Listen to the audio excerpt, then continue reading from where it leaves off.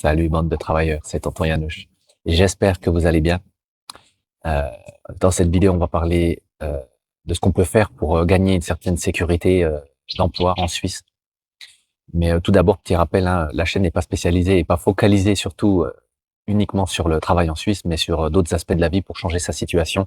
Mais c'est vrai que j'ai beaucoup de questions sur le travail en Suisse en ce moment. Comment on trouve, quels métiers sont plus recherchés, euh, ce genre de choses. Comment sécuriser son emploi, quels sont les métiers qui recherchent le plus. Donc, je vais vous parler un petit peu de tout ça, puisque de notre point de vue français, on voit pas tout à fait les choses de la même façon. En France, on a l'impression que gagner son CDI, c'est gagner une certaine sécurité. En un sens, on pourrait dire que oui. Moi, je trouve pas que ce soit une si grosse sécurité que ça, puisqu'il arrive dans pas mal d'emplois en France, où c'est que tu te retrouves un petit peu enfermé dans ta place après. Des fois, sur certains postes, on se retrouve sans possibilité d'évolution. Alors, il y a deux évolutions possibles. Il y a des gens qui vont vouloir une évolution juste financière, pécuniaire. D'autres qui vont vouloir une évolution au point de vue du poste et des responsabilités. Et en Suisse, je trouve que ça peut aller beaucoup plus vite. Déjà d'un point de vue financier. Et après, sur les responsabilités, c'est quelque chose qui suit son cours assez aisément quand vous faites preuve euh, d'une bonne qualité de travail et puis d'une bonne qualité d'initiative, de respect des règles, de ponctualité, de plein de choses. Bon, tout d'abord, oui, le CDI, ce qu'on peut appeler un contrat à durée indéterminée en Suisse, n'a pas la valeur en termes de contrat qu'en France, puisque votre employeur n'a pas forcément de raison à donner quand il a besoin de se séparer de vous. Il peut y avoir plein de raisons pour lesquelles il se sépare de vous. Il estime que vous n'êtes pas suffisamment compétent, ou alors il estime que vous n'êtes pas suffisamment sérieux. Mais il se peut aussi il en vaille de la santé de l'entreprise, sa charge de travail descend, et à ce moment-là, il va se séparer d'une partie de son personnel. C'est quelque chose qui est normal en Suisse. De notre point de vue français, on trouve pas logique de licencier des gens juste parce qu'on a moins de travail. En Suisse, on privilégie le social, on privilégie les employés, mais en Suisse, on privilégie la santé des entreprises. De mon point de vue, c'est plus important, et vous verrez que dans la suite de la vidéo, vous allez mieux comprendre cela. Donc, je vais pas faire un rappel sur les règles que vous trouvez en France qui suivent un contrat en CDI. Je vais juste vous expliquer, pour moi, les différences principales qu'on trouve en Suisse. Et je vais aussi, en fin de vidéo, vous expliquer comment j'arrive à pérenniser ma situation professionnelle. Je vais pas parler de contrat. Je vais plutôt vous expliquer comment j'arrive à pérenniser ma situation professionnelle, puisque moi, je trouve, c'est plus une question de pérenniser ton contrat, de pérenniser ton emploi et donc cette place que tu estimes être fixe, mais plutôt pérenniser ta situation professionnelle dans son ensemble. Puisque en Suisse, tu l'as déjà compris dans les vidéos précédentes, va attirer un employeur suisse tes compétences. Si tu viens sans compétences en Suisse, ou alors avec des compétences qui ne sont pas très recherchées, qui sont dans des branches où c'est que il y a déjà une forte demande des gens pour ces postes-là, tu vas avoir beaucoup plus de mal à trouver un travail, puisque tout simplement, les patrons suisses vont normalement, si les règles suisses, d'abord chercher un résident suisse, pas forcément suisse, mais en tout cas quelqu'un qui réside en Suisse, avant de se tourner vers le travail, vers des travailleurs étrangers qui résident à l'étranger. Il n'y a pas que les Français, hein, en tant que frontaliers. En Suisse, on trouve des personnes de tout pays, Italie, France, Allemagne, Autriche aussi, mais aussi des gens qui viennent de plus loin, comme des Polonais, des Roumains, des Hongrois, des Albanais. Vous trouverez plein de nationalités.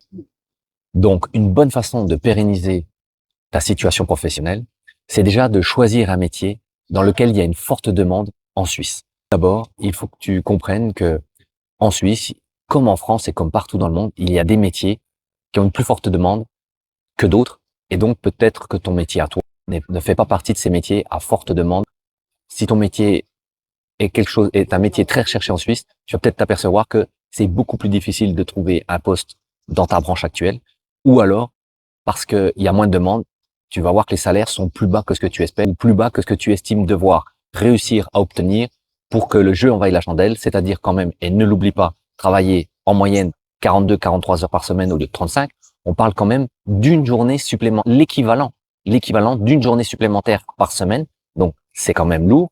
Il faut s'en rendre compte que tu vas sûrement faire plus de kilomètres, ou si tu fais pas forcément beaucoup plus de kilomètres, ton temps de trajet va être quand même considérablement augmenté dans bien des cas, pas à 100% des cas, mais dans beaucoup de cas, que tu pars sur 4 semaines de vacances au lieu de 5. Donc, c'est aussi quelque chose à prendre en compte. Et donc, ton métier, peut-être que vouloir le pratiquer en Suisse n'est pas très intéressant ou pas suffisamment intéressant pour que tu veuilles venir en Suisse. Donc à ce moment-là, tu peux aussi regarder sur tes compétences que tu as toi personnellement, déjà, tes aptitudes à pouvoir t'orienter sur un autre métier qui peut-être est proche du tien déjà, mais qui va te permettre de tomber dans une branche où c'est qu'il y a une forte demande de la part des patrons suisses et donc des bons salaires également. Ensuite, dans ta branche, moi, si tu veux, je peux te donner un exemple, mon exemple personnel. Quand j'ai commencé le travail en Suisse, j'ai commencé comme soudeur. J'étais débutant. J'ai vite compris qu'il fallait devenir un très bon soudeur pour être sûr d'avoir une charge de travail suffisante, puisque quand j'ai commencé à travailler en intérim, enfin en tant que travailleur temporaire en Suisse, j'étais soudeur payé à l'heure. Donc, si toute cette semaine il y a du boulot, mon patron il m'envoie en chantier, il me fait travailler, ma semaine est payée.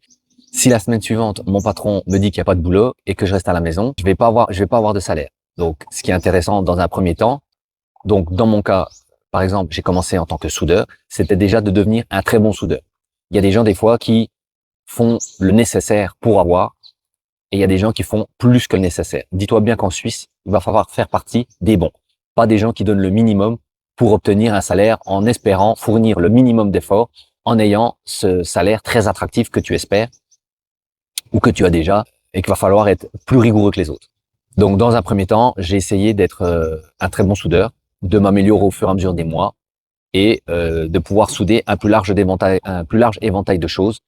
Pour ma part, c'est en tuyauterie, et donc faire de la tuyauterie inox, faire de la tuyauterie en acier, de la petite dimension, moyenne dimension, grande dimension, et d'acquérir au fur et à mesure des compétences pour que je sois aux yeux d'un employeur plus attractif. C'est-à-dire que sur des fins de chantier, comme moi au départ j'ai commencé à travailler en chantier, ou même dans un effectif, dans une équipe qui travaille en atelier, ne pas se retrouver d'être un des employés qui travaille le moins ou qui travaille le moins rapidement, ou voire même qui sait faire le moins de choses. Puisque logiquement, tu vas te retrouver dans les premiers à partir. Ensuite, quand tu vas rechercher du travail, étant donné que tu fournis le minimum et que tu as le minimum de compétences pour pouvoir pourvoir au poste que tu espères, tu seras pas dans les personnes les plus attractives pour être tout de suite embauché, pour être tout de suite replacé chez un autre employeur. Donc, premièrement, devenir très bon dans ton métier, dans ta branche, et s'il le faut, dévier un petit peu de ta branche pour pouvoir te situer dans une branche où il y a une forte demande. Pour moi, je trouve que c'est très important. À la base, j'étais électricien. J'ai préféré partir sur la soudure parce qu'il y a une demande beaucoup plus importante. Cette demande induit moins de temps mort entre les missions et en plus, meilleur salaire. Ensuite, acquérir des compétences supplémentaires, voire sur des métiers voisins. Comme moi, par exemple, j'ai appris le métier de tuyauteur, ce qui me rend beaucoup plus complet.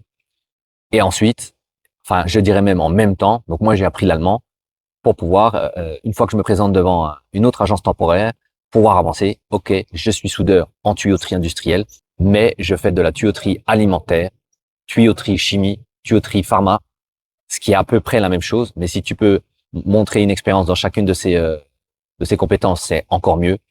Mes licences soudure étaient à jour et à chaque fois qu'elles sont tombées en fin de cycle, je me suis débrouillé d'une façon ou d'une autre pour les repasser. Ça m'est arrivé de le faire chez certains employeurs, mais il y a une fois où je les ai payés moi-même pour être sûr d'être attractif.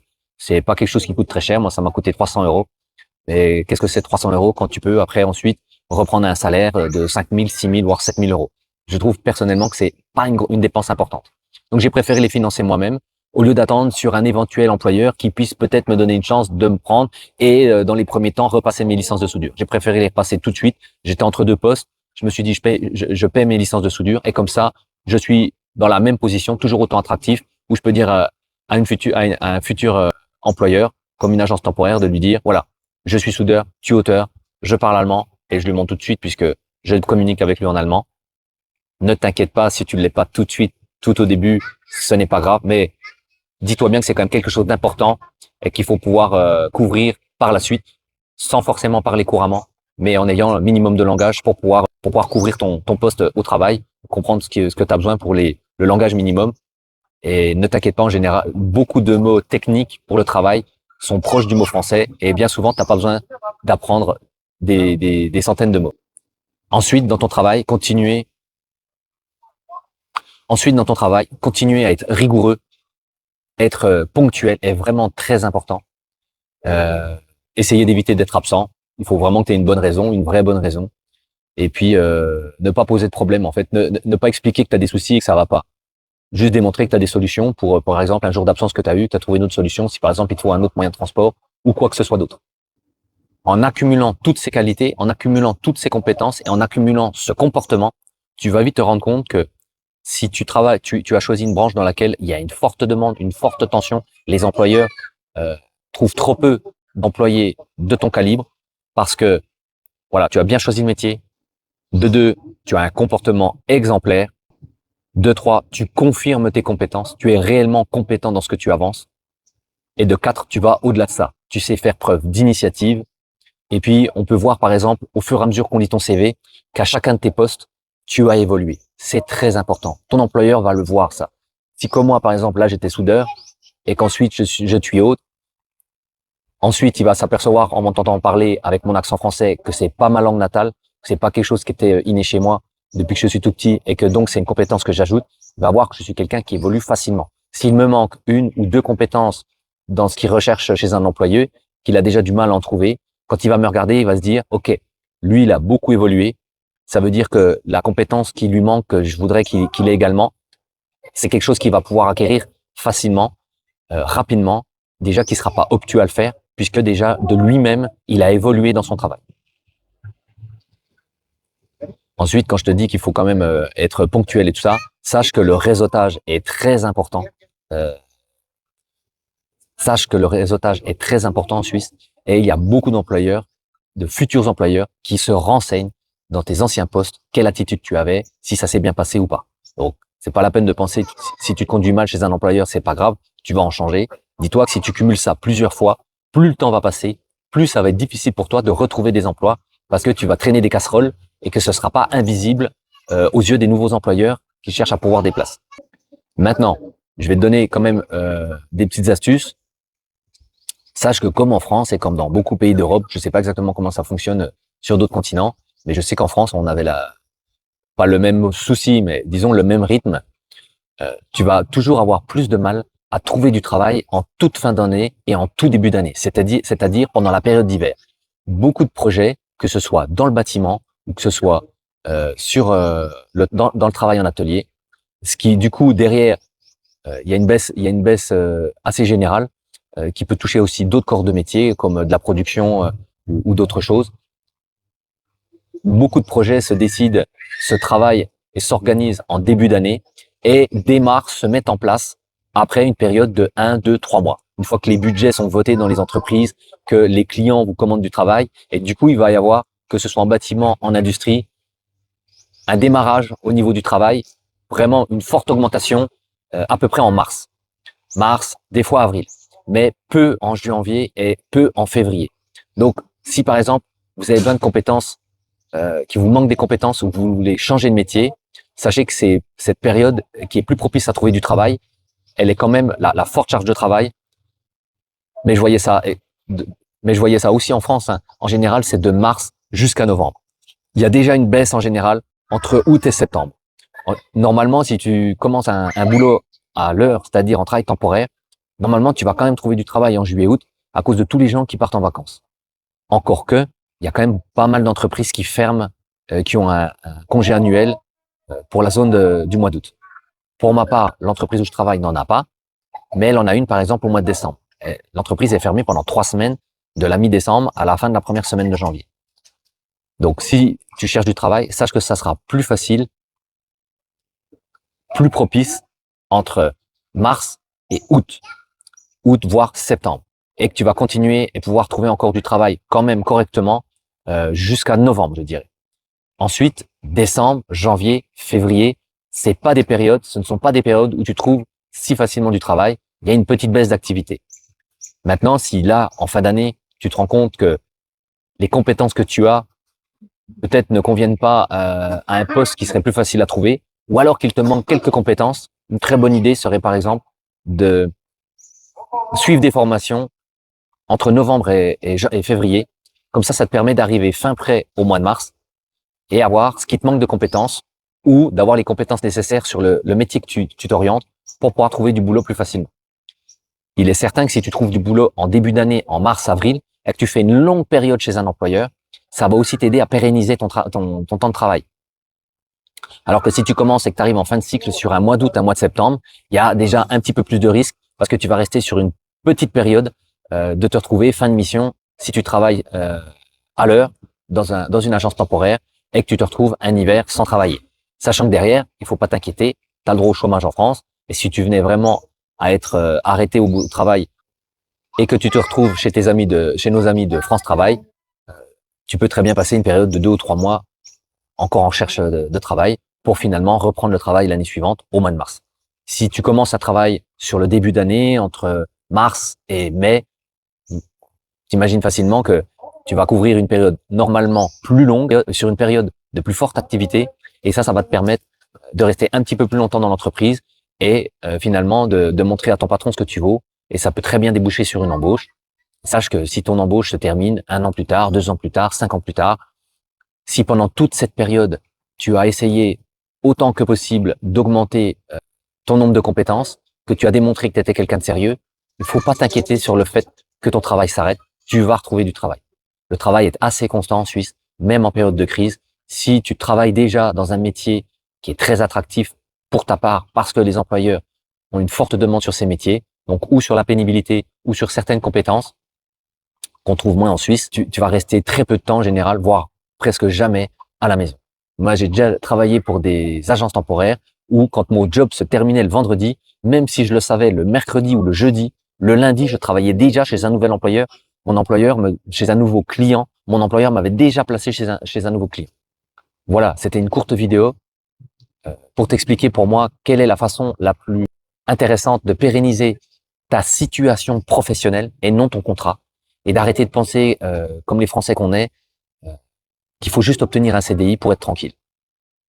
Le travail en Suisse est un challenge. Il est très rémunérateur parce qu'il est un petit peu plus risqué qu'en France au point de vue statut. Sache que c'est ce qui se passe dans tout dans la vie. On peut gagner plus en risquant un petit peu plus. Et si tu apprends les bonnes compétences, tu n'auras plus à t'inquiéter sur le fait qu'un contrat puisse s'arrêter puisque tu seras 99% de l'année occupé, même en travaillant en tant que travailleur temporaire. Moi, c'est mon cas. J'ai commencé la Suisse en 2009. Là, on est en 2026, donc on couvre une période de quasiment 17 ans, puisqu'on est seulement au début de 2026. Et les périodes pour lesquelles je suis resté à la maison parce qu'il n'y avait plus de travail entre 2 employeurs, ça a jamais dépassé 2 semaines et c'était très rare. Et sur ces 17 ans, j'ai eu un contrat de 4 ans, même pas 4 ans, 3 ans et demi dans une entreprise en fixe qui était sur Schlieren, dans le canton de Zurich. Et j'ai eu un autre contrat fixe que j'ai maintenant là, qui a moins d'1 an. Tout le reste, j'ai toujours travaillé en tant que travailleur temporaire. Il y a des inconvénients à ça, au point de vue des cotisations, de la retraite. Je peux en parler dans une autre vidéo. Mais au point de vue de la charge de travail, être occupé et avoir un salaire tous les mois, ce n'est pas un problème. Il n'y a pas de quoi s'inquiéter. Sur ce, j'espère que tes projets se passent bien. J'espère que ce que tu mets en place va fonctionner. Je te félicite pour ton initiative déjà de regarder ces vidéos, ce qui démontre que si ta situation te plaît pas, tu es en train de regarder pour la changer et pas de pleurnicher. Donc c'est une très bonne chose. Et sache qu'il faut pas avoir peur en essayant de venir travailler en Suisse. Si tu viens avec un esprit positif et un esprit travailleur, ça peut que bien se passer.